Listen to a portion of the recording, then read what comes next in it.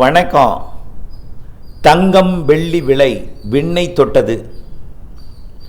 ஏன், எதற்கு, எப்படி என்ற பகுதியில் இன்றைக்கு பார்ப்போம். உண்மையிலேயே விண்ணை தாங்க தொட்டது. இன்றைக்கு விலை என்ன தெரியுமா?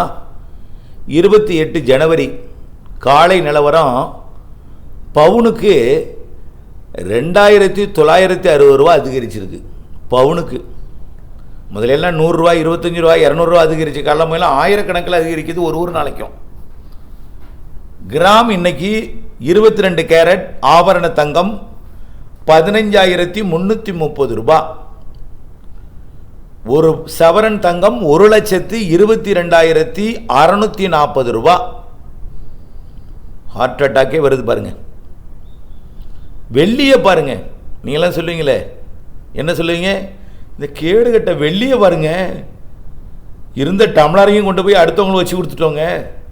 வச்சிருந்த சந்தன பாலையும் கொண்டு அடுத்தவங்களுக்கு வச்சு கொடுத்துட்டோங்க. வச்சிருந்து இன்னைக்கு விற்றா கூட ஏகப்பட்டது போயிருக்குமே, அதை வச்சு ஒரு கொலுசாவது வாங்கியிருக்கலாமே அப்படின்னு பேசுகிறீங்களே. இந்த வெள்ளி இன்னைக்கு ஒரு நாளில் மட்டும் கிலோவுக்கு 13,000 ரூபா உயர்ந்திருக்கு. கொலுசு போட முடியுமா இன்னைக்கு? கொலுசை இனிமே ஒரு மயிரிழை போல் தான் நாம் மாட்டணும் போல் தெரியுது. ஆகவே கொலுசை இனிமேல் வெள்ளியில் போட முடியாது போல தான் இருக்குது. அலுமினியத்தில் தயார் பண்ணி வெள்ளி முலாம்பூசி தான் போடணும் போல இருக்குது. அந்த அளவிற்கு வெள்ளியும் உயர்ந்துருச்சு. கடந்த 3 நாளில் மட்டுமே 35,000 கிலோவுக்கு உயர்ந்திருக்குங்க. 35,000 ரூபாய் ஒரு கிலோவுக்கு 35,000 உயர்ந்திருக்கு. இன்னைக்கு ஒரு கிலோ வெள்ளி 4 லட்சம் ரூபாய்.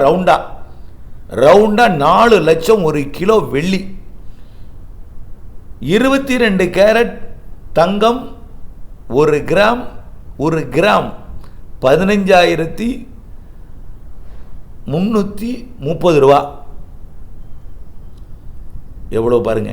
அப்போ இப்படியே போனா கண்டிப்பா இந்த ஆண்டு இறுதிக்குள்ள 2 லட்சத்தை ஒரு பவுன் தங்கம் கண்டிப்பா தொடும். 1,70,000 2 லட்சம் வரைக்கும் தொடுவதற்கு அதிக வாய்ப்பு. சார், இது ஏன் சார் இப்படி ஏற்றுறாங்க பேசிக்கிறாங்க மற்றவங்களாம் பார்த்தீங்கன்னா, சார் என்ன சார், யாரோ தங்கத்தை வாங்கி குவிச்சு வச்சுக்கிட்டு அவன்கிட்ட இருக்கிற தங்கத்தை விற்கிறதுக்காக டிமாண்ட் பண்ணி ஏற்றுறான் போல இருக்கு சார். ரொம்ப அநியாயம் சார். மக்கள்லாம் எப்படி சார் எங்கள் பிள்ளையெல்லாம் கல்யாணம் பண்ணி கொடுக்க போகிறாங்க, பொம்பளை பிள்ளையெல்லாம் அப்படின்னு பேசுகிறீங்க. உண்மைதான், அதுவும் உண்மைதான். இந்த இடத்துல ஒரே ஒரு வார்த்தை கேட்டுக்கிறேன். இந்த தங்க விலை ஏன் உயர்ந்துச்சு இன்னைக்கு ரேட்டில்? இன்னைக்கு ஏன் உயர்ந்திருக்கு? நேற்று ஏன் உயர்ந்துச்சு? நேற்று முன்தினம் ஏன் உயர்ந்துச்சு? இது எப்படி வருங்காலத்தில் ஏற்பட போகுதுங்கிற ஒரு கணிப்பையும் பார்க்க போகிறோம். அதுக்கு முன்னாடி ஒரு அன்பான வேண்டுகோள் மக்களே, ஒன்று சொல்லிக்கிறேன். நிறைய பெண் குழந்தைகளை வைத்திருப்பவர்கள் எல்லாம் ஒரு பெரிய அச்ச உணர்வோட தங்கத்தை விலை உயர்ந்ததை நினைத்து பயந்து கொண்டிருக்காங்க. தயவுசெய்து வரதட்சணையை தயவுசெய்து கேட்காதீங்க. அரசு சட்டம் இருக்கு, வரதட்சணை கேட்காதீங்க. அளவு தங்க விலையை வைத்து அப்படி குறைவாக கேளுங்க. 10 பவுன் கேட்குறவங்களாம் இன்னும் 1 பவுன் தான் அப்படி கேளுங்க. பாவம், சரிக்கு சமமாக நம்ம குழந்தைங்கள்லாம் ஆணுக்கு நிகராக பெண் படிச்சுட்டாங்க. இனிமே போய் பெண்களுக்கு கல்வியும் அவங்க கொடுத்து கல்விக்காக பெண் குழந்தைகளுக்கு செலவு செய்து அவர்கள் எதிர்கால ஒளிவிளக்காக உருவாக்கி உங்களுக்கு கொடுக்கும் பொழுது அந்த தங்கத்தை உங்களுடைய வீட்டுக்கு வரும் பொழுது தங்கத்தை வரதட்சணையாக கேட்காதீங்க, வெள்ளியையும் கேட்காதீங்க. அதே போல் எந்தெந்த விசேஷங்களுக்கு உங்கள் சுப நிகழ்வாக இருந்தாலும் பிற நிகழ்வுகளாக இருந்தாலும் தங்கம் உங்களுக்கு அன்பளிப்பாக வழங்கியிருப்பாங்க. அவங்கள்ட்ட திரும்ப அதே தான் வேணும், எனக்கு அதே 3 பவுன் போட்டால் 3 பவுன் தான் போடணும்னு கேட்காதீங்க. பாவம், கடந்த மாதம் போட்டிருந்தாங்கன்னா அன்னைக்கு எந்த மாதம் அன்னைக்குள்ள ரேட்டை வாங்கிக்கிங்க. பாவம் உறவினர்கள், நாம் நட்பு பாராட்ட வேண்டும், நட்பு வளர வேண்டும், மனக்கசப்புகள் உண்டாகக்கூடாது. நம் சுற்றத்தார் உறவினர்கள் அவர்களை ஜீரோவாக்கி நாம் ஹீரோவாக்கக்கூடாது. அதையும் நினைக்கணும். இதை அனைத்து மக்களும் ஏற்றுக்கொள்ள வேண்டும். எதிர்காலத்தில் உண்மையிலேயே ஈஸியாக நீங்கள் பாட்டுக்கு போய் ஒரு பவுனை போய் அடுத்தவங்களுக்கு போட்டு வந்துடுங்க. அதை திரும்பி உங்களுக்கு போடும் பொழுது அவங்களுக்கு 1 லட்ச ரூபாய்க்கு வாங்கி உங்களை 50 லட்ச ரூபாய்க்கு வாங்கி போட முடியுமா? யோசிச்சு பாருங்கள், முடியாது அவங்களால. அந்த பவுனை அப்பயே அவங்க செலவு பண்ணியிருப்பாங்க. எதுக்கு? அந்த விசேஷத்துக்காக பட்ட செலவுக்கு கடனுக்கு அடகு வச்சு அப்போவே வாங்கியிருப்பாங்க, வித்தாவது வாங்கியிருப்பாங்க. இதெல்லாம் நினைக்கணும். சரி, தங்கம் ஏன் உயர்ந்தது இன்றைக்கு? தங்கம் யார் உயர்த்துறா? நம்ம ஏற்கனவே ஒரு அறிக்கை போட்டிருக்கோம், ஒரு விளக்கம். தங்கம் விலை உயர்வு தங்க சந்தையில் நடக்குது. தங்கத்தில் விலை உயர்றது இறங்குறது எல்லாமே தங்க மார்க்கெட், தங்க சந்தை, உலக தங்க சந்தையில் ஏற்படுதுன்னு சொன்னோம். யார் யார் அங்கே இருப்பான்னு சொன்னோம்? தங்க சுரங்க முதலாளிகள், அதாவது உலகம் தங்கம் வச்சிருக்கக்கூடிய நாடுகள், தங்கத்தை சுத்திகரிக்க எடுக்கக்கூடிய நாடுகள், தங்க வியாபாரிகள். யார் வியாபாரின்னா யார்? ஒவ்வொரு நாட்டு ஆர்பிஐ, நம்ம நாட்டு ஆர்பிஐ மாதிரி அவங்க தான் வியாபாரி, உலக தங்க வணிகர்கள். அதே போல உலக நாட்டுக்கு தங்க விலை ஏறாமல் ஒரு ஏமாற்றுதல் இல்லாமல் சரியான ஒரு விலை நிர்ணயம் செய்வதற்காக ஒரு ஒழுங்குமுறை விற்பனை கூடம் போல இருப்பது தான் உலக தங்க கவுன்சில். இந்த சுரங்க முதலாளிகள், சுத்திகரிப்பு முதலாளிகள், வியாபாரிகள், உலக தங்க கவுன்சில் இவங்க தான் அங்கே இருப்பாங்க. எவ்வளவு தங்கம் உற்பத்தி ஆகியிருக்கு, எவ்வளவு தேவை இருக்கு, அதை பொறுத்து தான் அங்கே டிமாண்ட் ஏறுது. உற்பத்தி கம்மியாக இருந்ததுனாலும் அதிகமாக விலை ஏறும், தேவைக்கேற்ற இவங்களால கொடுக்க முடியலனாலும் ஏறும். உற்பத்தி கம்மியாக இருக்கிறதுனால ஒரு தங்கம் எளிதாக டப்புன்னு கட்டியே வெட்டி எடுத்துட முடியாது. அதை உற்பத்தி தங்க தாதுவாக எடுத்து பிரித்து வழங்குறதுல பயங்கர செலவாகும். அதனால தான் அதிக விலைக்கு போகிறதும். டிமாண்ட் அதிகமாகும் பொழுது இன்னும் கொஞ்சம் விலை கூடும். இப்போது டாலருக்கு நிகராக இந்திய ரூபாயை கொடுத்து வாங்கும்போது விலை இன்னும் கூடுது. இந்த டாலர் மதிப்பை வித்தியாசப்படுத்தியது யார்? உலக நாட்டாமை எனப்படக்கூடிய மரியாதைக்குரிய அமெரிக்காவின் ஜனாதிபதி ட்ரம்ப் அவர்கள். இவங்க தான் தினம் ஒரு டாக்ஸ் போட்டு மாற்றி மாற்றி டாக்ஸு போட்டு ஒரு உலகத்தில் நிலையற்ற தன்மை இருந்தது காரணத்தினால தான் இந்த தங்கமும் தாறுமாறாக உயர்ந்தது.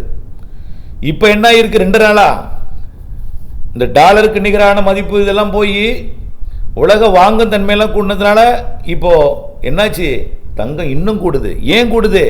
நீங்கள் எப்படி தங்கத்தை வாங்கி வச்சு நாம் சேமித்து வச்சா கொஞ்ச நாள் கழித்து விற்றா தங்கத்தில் எப்படி முதலீடு போடுறீங்களோ அதே போல் ஒவ்வொரு நாடும் தங்கத்தில் முதலீடு போடுறாங்க. ஏனென்றால் நம்ம பாட்டுக்கு பணமாக அச்சடித்து நம்ம பாட்டுக்கு பேங்கில், அதாவது ரிசர்வ் பேங்க்லாம் எவ்வளோ இருக்கும்? கோடிக்கணக்கான ரூபாய், பல லட்சம் கோடி ரூபாய் அச்சடிக்கப்பட்ட நோட்டுகள் எங்கே இருக்கும்? அறைக்குள்ளே பூட்டி வைக்கப்பட்டிருக்கும். அது அந்நிய செலாவணியாக. ஆக அந்த அந்நிய செலாவணி கையிருப்பு இருக்கிறதுனால நோட்டாக இருக்குது. இப்போ அந்நிய செலாவணி கையிருப்பை நாம் பணமாக வச்சுக்கிட்டு இருந்தா வேஸ்ட்டு. அதை தங்கமாக வாங்கி அடுக்கி வைப்போம்னு நம்ம இந்திய அரசாங்கம் கூட 800 டன் தங்கத்தை வாங்கி வச்சுருக்காங்க இன்னைக்கு. 800 டன்.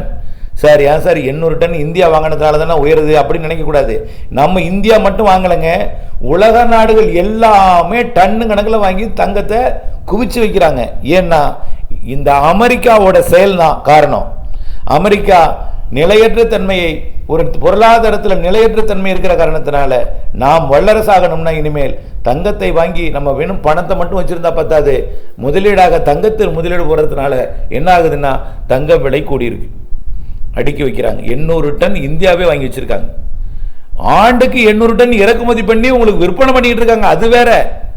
800 டன் இறக்குமதி பண்ணுறாங்க, 200 டன்னு தங்க நகைகளாக உங்களுக்கு விற்பனை பண்ணுறாங்க, 600 டன்னு டாலர் அது என்ன காயினாவும் பிஸ்கட்டாகவும் விற்பனை பண்ணுறாங்க. பெரிய பெரிய கோடீஸ்வரர்லாம் பிஸ்கட்டை வாங்குறாங்க. ஓரளவு தங்கம் எனக்கு நகை வேண்டாம், காயினா வாங்குறவங்களுக்கு காயினா வாங்கி வச்சுக்கிறாங்க. சில பேர் நகையை வாங்குறாங்க திருமணம் போன்றவைகளுக்கு, வைபவங்களுக்கெல்லாம். அப்போ இதெல்லாம் 200 டன் நகையாகவும் 600 டன் காயின் பிஸ்கட்டாகவும் ஆண்டுக்கு செலவழிக்கப்படுகிறது, விற்பனையாகிறது. இது இல்லாமல் 800 டன் வாங்கி ரிசர்வ் பேங்க் வச்சுருக்காங்க. இன்னைக்கு இந்தியா மட்டும் இல்லைங்க, உலக நாடு முழுவதும் வச்சுருக்காங்க. ஏன்னா அமெரிக்காவோட நிலையற்ற தன்மை பொருளாதாரத்தில் அவங்க நோட் அடிப்பாங்க போல தெரியுது. நம்ம ரூபாய் நோட்டை மதிப்பு இழப்பதற்காக நோட்டு அடிக்கலாம், ஆனால் இன்னும் விட்டுருந்தா அடிச்சிருப்பாங்க. அமெரிக்காவில் எல்லாமே ஏற்றுமதியாக இருந்ததுன்னு வச்சுங்க, நோட்டை நிறைய அடிச்சிருப்பாங்க. நிறைய அவங்க இறக்குமதி பண்ணுறதுனால நோட்டை அடிக்கலை. என்ன, இன்னும் பெட்ரோல் வெளில இருந்தும் இறக்குமதி பண்ணிட்டு இருக்காங்க. பல பொருட்கள் நம்ம இந்தியாவில் இருந்தும் கடல் பொருட்கள், கடல் உணவு, பல பொருட்கள் ஏற்றுமதி பண்ணிட்டு இருக்காங்க. இன்னும் பார்த்தீங்கன்னா நிறைய சாஃப்ட்வேருக்கு ஹார்ட்வேருக்கெல்லாம் நிறைய வெளிநாட்டிலேருந்து சிப் போன்றவற்றுக்கெல்லாம் வெளிநாட்டிலேருந்து தான் இறக்குமதி பண்ணுறாங்க.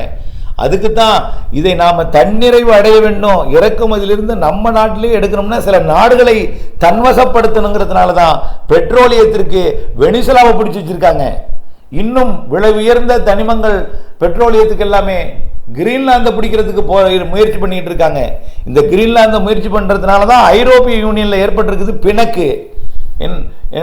டென்மார்க் நாட்டோட கட்டுப்பாட்டில் இருக்கக்கூடிய அந்த கிரீன்லாந்தை பிடிக்கிறதுனால ஐரோப்பிய யூனியனுக்கும் அதுக்கும் மனக்கசப்பு ஏற்பட்டு இப்போ அமெரிக்கா நம்ம மேல பல சதவிகிதம் வரிகள் விதித்திருந்த பொழுதும் நம்ம இந்தியாவிற்கு வந்து ஐரோப்பிய யூனியன் தற்பொழுது குடியரசு தின விழாவிலையும் கலந்து கொண்டு நிறைய ஒப்பந்தங்களை போட்டு இருக்காங்க. இன்னும் நடந்துகிட்டு இருக்க ஒப்பந்தங்கள் நடந்து செயல்படுத்திக்கிட்டு இருக்காங்க. இன்னும் நிறைய பேச்சுவார்த்தைகள் தொடருது. இந்த நிலையில இந்த அமெரிக்கா இதை பார்க்கும் பொழுது என்ன ஆகுதுன்னா, ஆஹா என்னடா அது, நம்ம இந்தியாவை நாம மிரட்டுறோம், ஐரோப்பிய யூனியன் அவங்களுக்கு கை கொடுக்குறாங்க, ஆக நிலைமை மாறுதுன்னு சொல்லி கொஞ்சம் அமைதி காக்கிறதுனால கொஞ்சம் என்ன ஆகுது, தங்கம் விலை லேசாக நேற்று குறைஞ்சிது.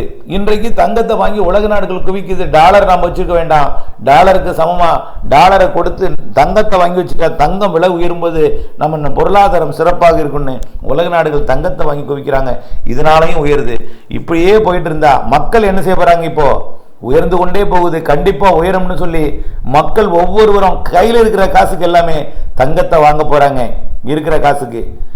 அப்போ வாங்கும்போது என்ன ஆகும், இன்னும் தேவை அதிகமாகும். அங்கே உற்பத்தி குறைவாக இருக்கும். உற்பத்தி குறைவாக இருக்கும்போது தேவை அதிகமாகும் பொழுது விலை இன்னும் உயரும். இப்படியே உயர்ந்து கொண்டே போனால் என்னாகும், கண்டிப்பாக இந்த ஆண்டு இறுதியில், அதாவது 2026 டிசம்பருக்குள்ளார 1,80,000 ஒரு பவுன் தங்கம், ஒரு பவுன் இன்னைக்கு 1,22,640. இன்னைக்கு 1,22,000, நாளைக்கு 1,22,000, நாளைக்கு 1,25,000 ஆகும் பாருங்க. நாளைக்கு 1,25,000 ஆகும்.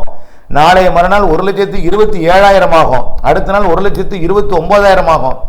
அடுத்த நாள் 1,31,000, 32,000 ஆகும். இப்படியே போயிட்டு இருந்தா இன்னும் சில மாதங்கள்ல 2 லட்சத்தை தொடுவதற்கு வாய்ப்பு இருக்கு.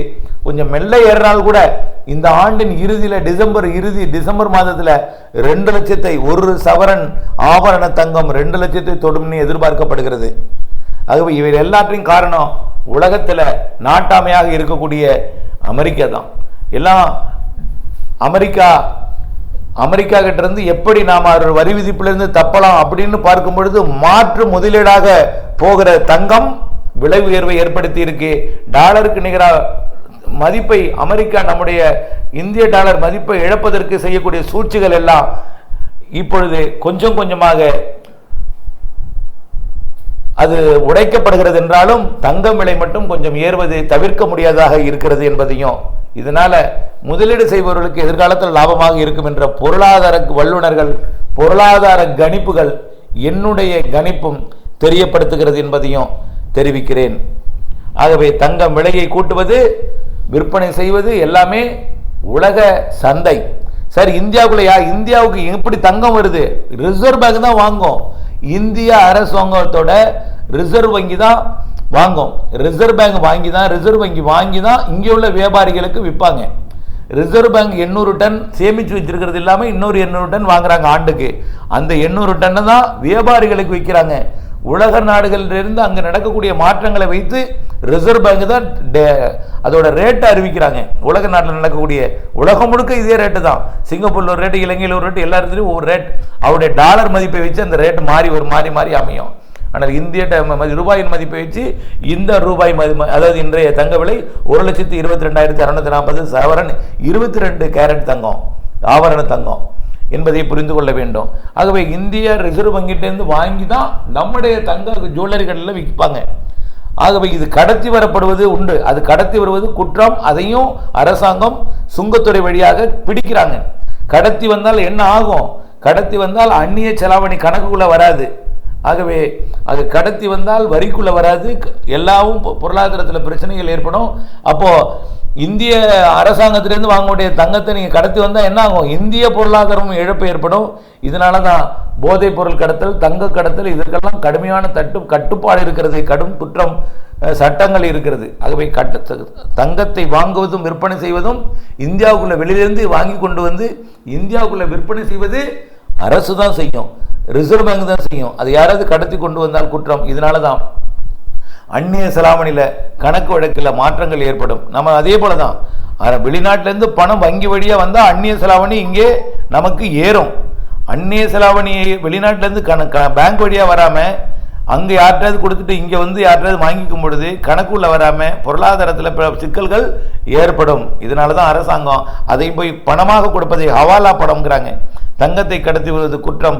அப்புறம் எதுவுமே வெறும் அரசாங்கத்துக்கு தெரியாமல் கடத்தி வந்தால் அது வந்து அந்நிய செலாவணி கணக்கில் சேராது என்பதையும் தெரியப்படுத்த விரும்புகிறேன். ஆகவே ஒட்டுமொத்தமாக இன்றைய தங்க விலை உயர்வுக்கு காரணம் அமெரிக்கா என்ன காரணம்?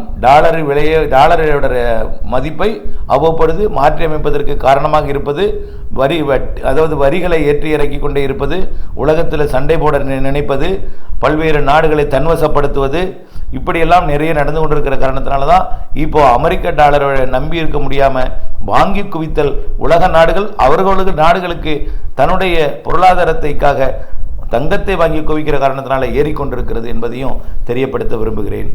மேலும் ஒரு சிறந்த ஒரு தலைப்பில் மீண்டும் சந்திப்போம். நன்றி.